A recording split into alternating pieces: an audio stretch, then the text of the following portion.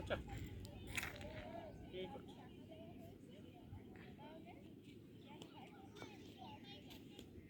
এমনি তো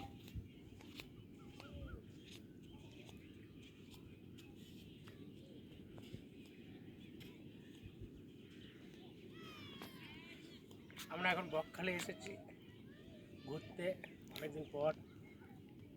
গতবার আসা হয়নি, এবারে নতুন করে আসা হলো।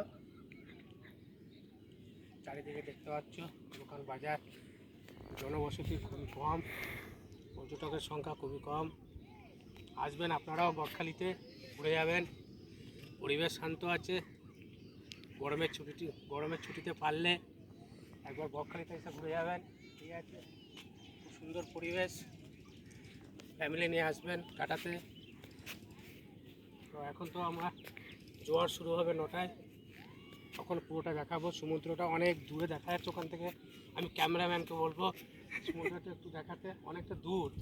এখন আমরা বর্তমানে যাব না, ক্যামেরাম্যানকে বলবো একটু সমুদ্রটা দেখাতে, কি বীজটাকে দূর থেকে, অনেকটা দূর।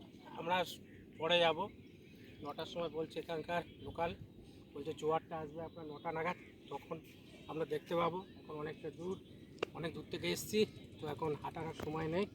পরে যখন রাত 9টার সময় আসবে আপনাদের জোয়ারটার সামনে তুলে ধরবো। এই বলে শেষ করলাম।